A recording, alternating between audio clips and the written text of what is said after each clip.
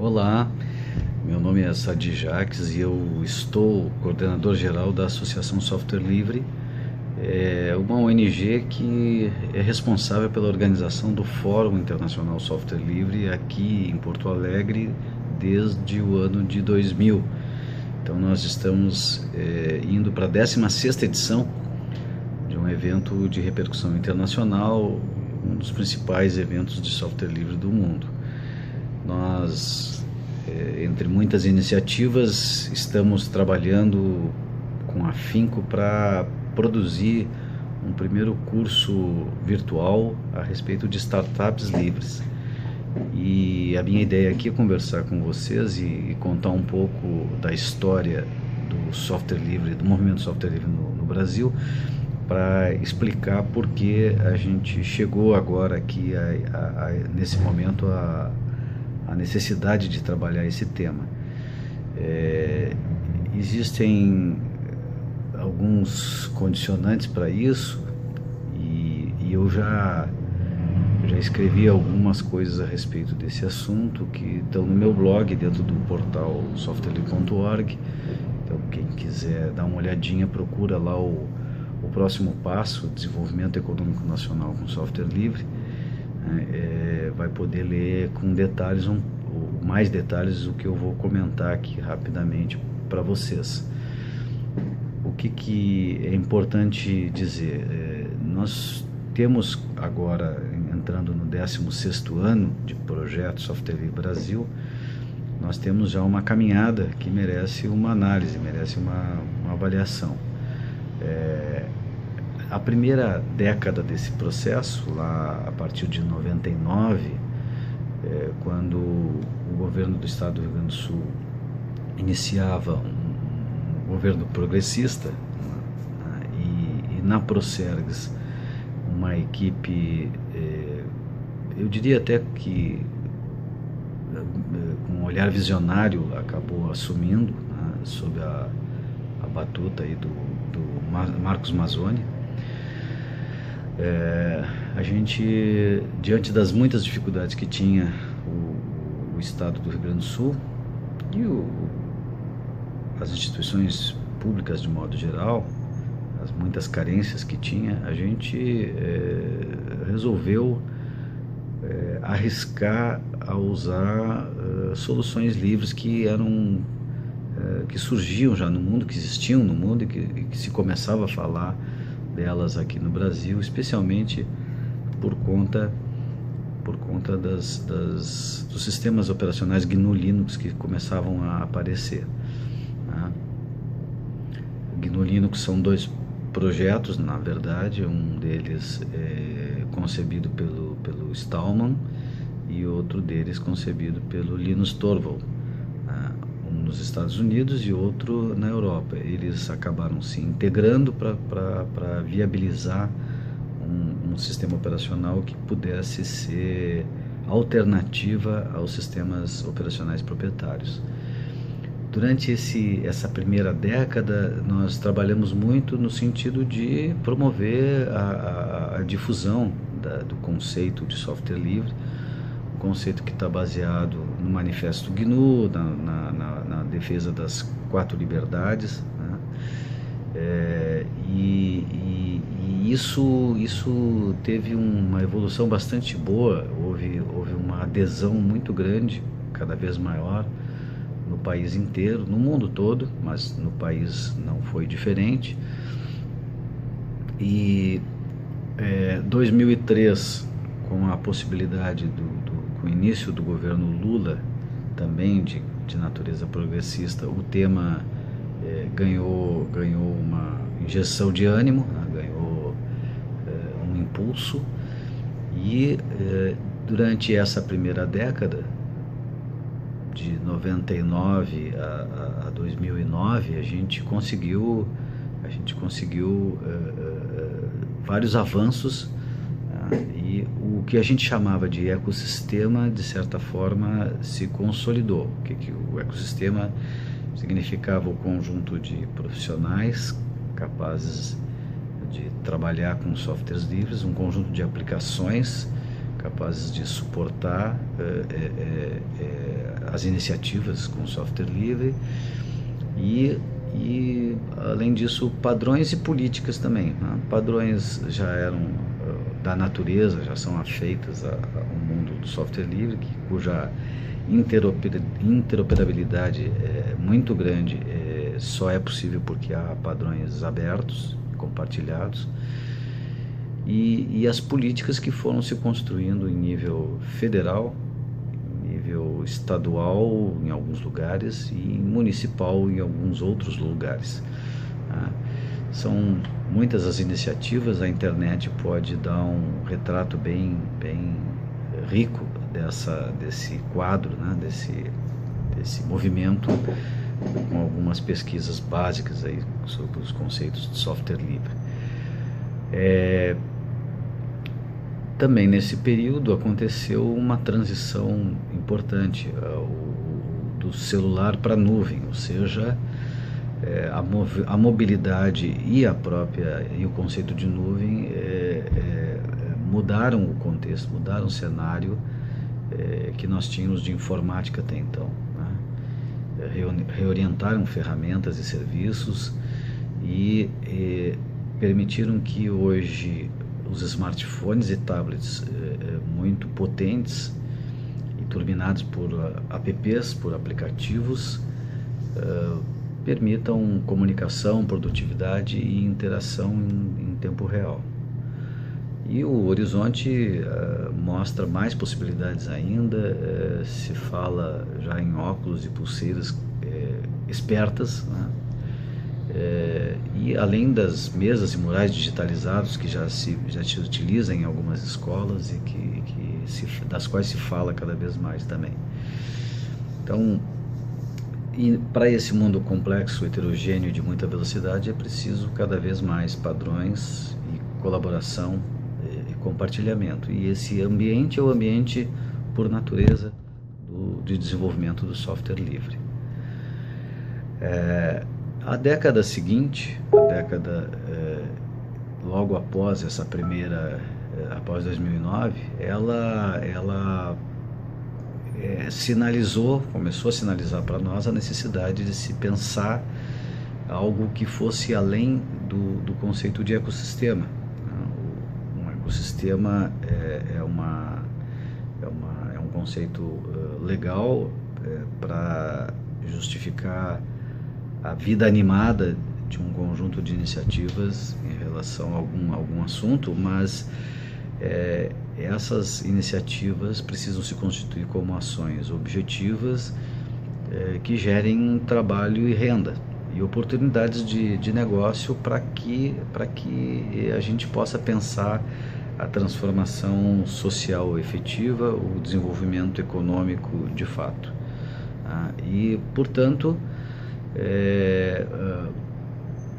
o diálogo crescente e permanente com outras instituições do Brasil e do mundo, a Associação Software Livre, desde 2009, vem assinando acordos de cooperação com Moçambique, na África do Sul, depois com a Galícia e com a Catalunha, a Galícia em Portugal e a Catalunha na Espanha, e mais recentemente, a partir de 2011, criou a Rede Internacional Software Livre, a RESOL, junto com um conjunto de ONGs, de associações, instituições de caráter associativo distribuídas pelo mundo todo, com um grande peso, um grande foco na América Latina.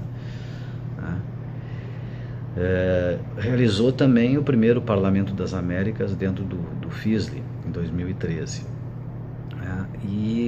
Ou seja, vem consolidando essa ideia de que nós precisamos gerar trabalho, conhecimento, renda e riqueza de uma forma organizada, cada vez mais, que possa constituir o que a gente vem chamando de cadeia produtiva nacional do software livre.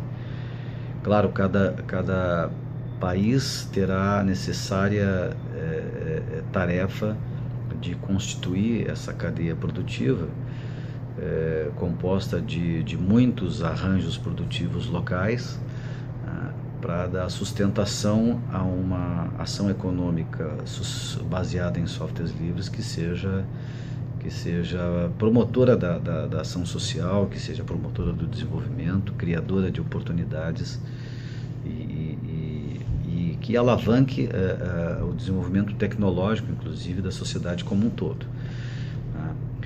Esses elementos fundamentais, os elementos fundamentais de uma cadeia produtiva são, grosso modo, demandas, soluções, demandas de um lado, soluções de outro lado, comunidades que são necessárias para dar sustentação a soluções, clientes, evidentemente, os serviços que estão relacionados à animação dessas soluções nesses clientes, e mão de obra cada vez mais qualificada, organizada, certificada, inclusive, né? Tudo isso articulado em um modelo de negócios específico, que é o modelo já tradicional, conhecido, historicamente defendido, o modelo do software livre, que é um modelo baseado em serviços, né, fundamentalmente. Onde nós temos o software, uma plataforma de software comum a todos, compartilhada, colaborativa, onde os desenvolvimentos e as soluções feitas para essa plataforma vêm em benefício, são feitas em benefícios da coletividade, e onde o diferencial de cada um é na qualidade da prestação do serviço que vai desempenhar em relação a uma ou mais aplicações disponíveis. Então, esse cenário é um cenário que, digamos assim, começa a se apresentar de forma muito clara para a Associação Software Livre já há alguns anos. Também é percebido por um conjunto importante de participantes, de micro e pequenas empresas que trabalham com software livre, e o próprio governo tem demandado, é um dos principais demandadores. Na verdade, os governos são os principais consumidores de tecnologia em qualquer lugar do mundo, né? O primeiro consumidor de tecnologia é o governo. Então, nós temos a informação de várias situações em que o governo não conseguiu comprar serviços em software livre pela ausência simplesmente de empresas hoje com envergadura nacional, ou seja, um determinado órgão ou instituição federal precisa atender quase sempre alguns estados pelo menos, e essa circunstância dificulta as pequenas e médias empresas que trabalham com software livre de darem conta desse recado. Logo, é preciso, mais uma vez, pensar a cadeia produtiva de uma maneira articulada e potente para atender esse tipo de preocupação, esse tipo de demanda.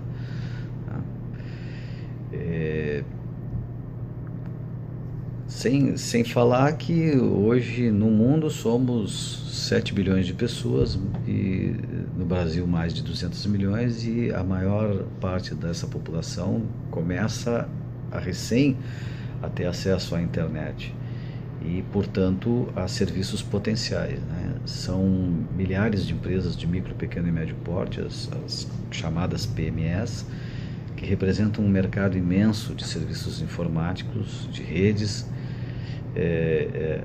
sistemas locais e serviços em nuvem que hoje ainda não estão disponíveis, ainda não existem. As soluções hoje existentes em software livre são de boa qualidade e atendem a maioria das demandas usuais, né? Além disso, se houver uma demanda nova, há perfeitamente condição de se construir soluções novas para elas, desde que se tenha, evidentemente, uma comunidade, um ecossistema capaz de responder de forma rápida a uma demanda desse tipo. Um ecossistema organizado e, portanto, esse ecossistema organizado significaria uma cadeia produtiva composta de arranjos produtivos locais, capaz de atender de maneira ágil a novas demandas, né? A novos requisitos de solução. Bom, a grande virtude do software livre, além da colaboração e do compartilhamento, é o do código aberto propriamente dito, que permite uma adaptação, adequação, enfim, muito rápida, muito grande. Né? Evidentemente também que não é desejável que a gente gere forks regularmente, então é interessante que a gente passe a discutir em cima de algumas soluções, quais seriam as mais potentes, mais adequadas e que poderiam agregar mais e melhor o conjunto dos interesses dos usuários potenciais, né? E jogar peso, jogar energia em cima dessas alternativas. Dessa forma nós atenderíamos com muita facilidade bancas de revistas, chaveiros, padarias, cafés, confeitarias, farmácias, bares, restaurantes, livrarias, escolas, pet shops, enfim, o universo total, integral de serviços que hoje é disponível e que os cidadãos usualmente fazem, demandam, utilizam durante o seu dia a dia. E, claro, ainda importante, considerando-se que sejam soluções livres, a gente trabalha na prestação de serviços com essas soluções de forma muito competitiva em relação a custos, né, por conta desse compartilhamento, por conta desse custo total de operação diluído e compartilhado entre muitos. As comunidades hoje já são suficientemente organizadas para responder a demandas maiores, novas demandas, mas também podem ser criadas muitas outras, elas podem ser fomentadas a partir de interesses específicos, de áreas ou de instituições, ou mesmo governamentais ou privadas, enfim. Então elas podem ser animadas diante de novas perspectivas, novos negócios, e elas são imprescindíveis para manter o nosso modus operandi, né? A dinâmica do mundo do software livre precisa de comunidades trabalhando, debruçadas sobre soluções, de modo a garantir a sua qualidade, a sua eficiência. Os clientes, como já comentei, praticamente toda e qualquer pessoa, física ou jurídica, é potencial usuária de serviços de informática livre, mesmo que já faça o uso, já utilize ferramentas proprietárias. As soluções livres já sabidamente são estáveis, são escaláveis, são seguras e são adaptáveis. Então, as eventuais dificuldades conhecidas decorrem, na realidade, da multiplicidade de padrões imposta pelo mundo proprietário. À medida em que nós fizermos uma opção por um mundo livre, essas barreiras tendem a cair rapidamente, porque essas ferramentas dialogam de forma muito tranquila, de forma muito natural.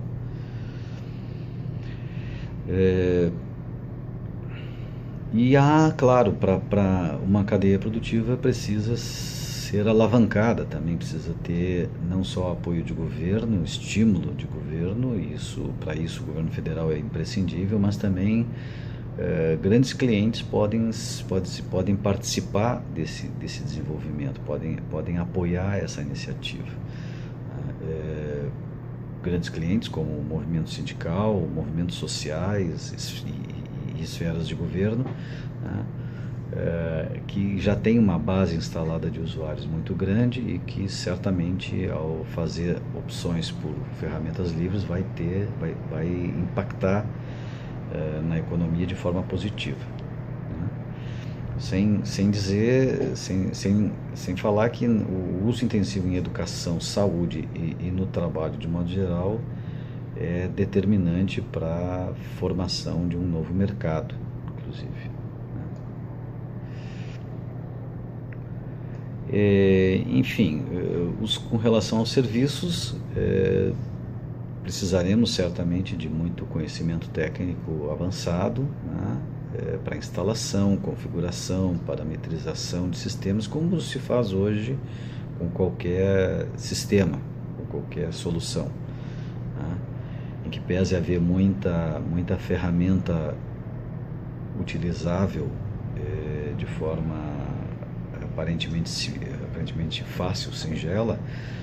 De qualquer forma, a gente tem que ter claro que é preciso suportar uma estrutura tecnológica intensa, com muito conhecimento técnico também, né? E hoje já existe uma base de inteligência bastante significativa no país, que é capaz de dar conta dessa sustentação de conhecimento e técnico e de ação técnica, né? Conhecimento técnico e ação técnica. E essa base está dispersa, está sem articulação ainda, né? Mas o esforço de construção da cadeia nacional, da cadeia produtiva nacional, do software livre, fará com que esse conjunto de pessoas físicas e jurídicas se organize melhor e rapidamente para dar conta dessa demanda toda que deve se organizar também a partir desse movimento.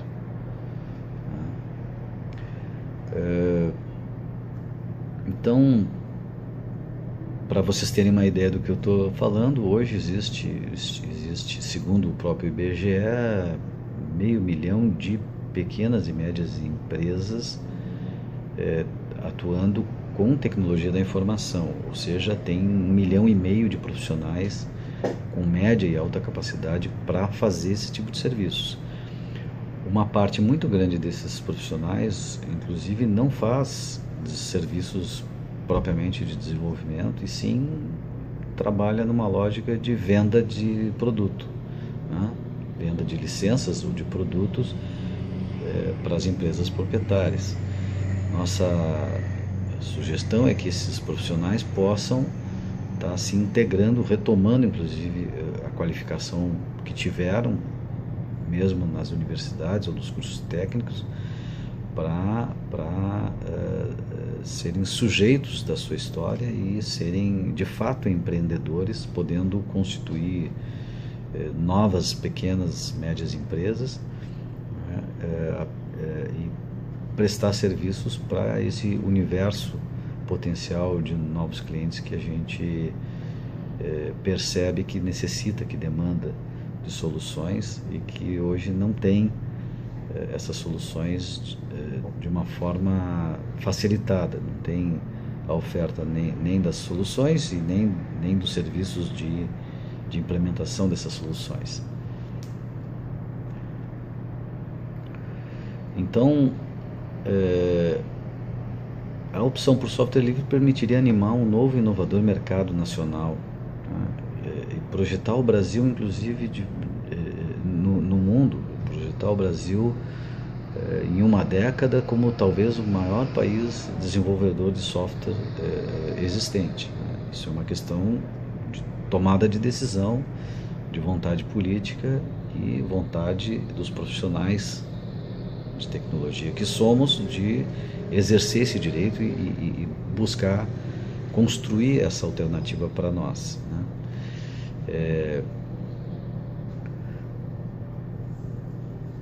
é muita inteligência coletiva jogada sobre código,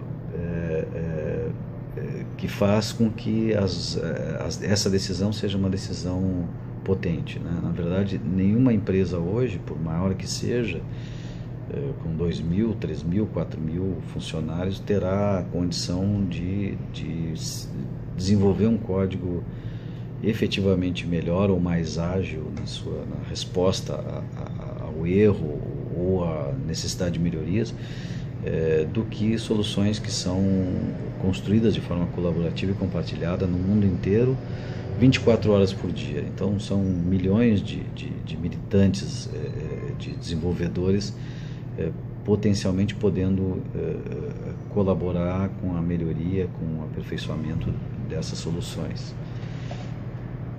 Aí o Brasil pode ter uma participação singular, inovadora, inclusive, nessa perspectiva. O modelo de negócios baseado na prestação de serviços não muda muito, não muda praticamente muito a lógica que existe hoje no mercado, especialmente o de software. O que ele tem de característica, talvez, de diferencial é a não cobrança de licenças, né? E isso significa um custo menor para o usuário final, significa um acesso maior ao usuário em geral, né? E significa uma facilidade muito grande de troca de informações e de conhecimentos. Então é possível fazer com que esse modelo ganhe envergadura mais ainda, aproximando o diálogo com instituições do tipo FENAINFO e sindicatos filiados. FENAINFO é a Federação Nacional das Empresas de Informática, com a CESPRO nacional e regionais, com a FENADADOS, que é a Federação dos Trabalhadores de Processamento de Dados, Softex e diversas outras instituições que estão ligadas à tecnologia da informação e comunicação. Dentro desse cenário, dentro da construção dessa cadeia, nós percebemos também uma oportunidade muito grande para jovens que hoje estão muitas vezes ainda nos bancos escolares, estão cursando suas faculdades, os seus cursos técnicos, e nesse momento sem muita perspectiva de trabalho,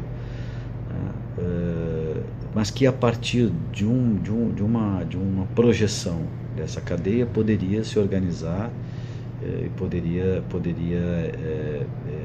dialogar com esse mercado a partir, inclusive, do conceito de startups livres, que é a razão pela qual a gente veio aqui conversar. Para explicar o porquê das startups livres, então vocês entenderam que elas são uma peça, uma engrenagem extremamente importante na animação da construção da ideia da cadeia produtiva nacional de software livre. O que é uma startup livre de forma simplificada? Ela tem basicamente duas características importantes. A primeira é que ela tem um compromisso de gerar código livre, né? De gerar códigos com licenças livres.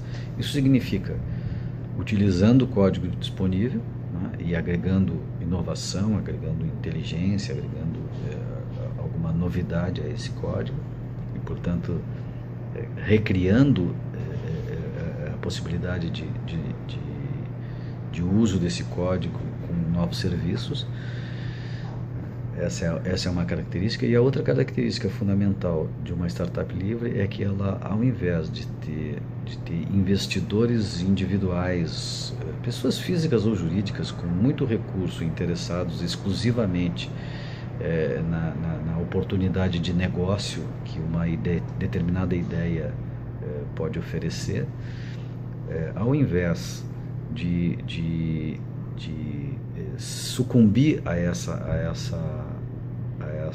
tentação, a essa oferta, esse jovem ou esses jovens com boas ideias e utilizando softwares livres e com disposição de participar da cadeia produtiva nacional do software livre, podem lançar mão de linhas de financiamento consideradas públicas no sentido de que elas ou serão oriundas de recursos efetivamente públicos ou serão oriundas de recursos compartilhados, né?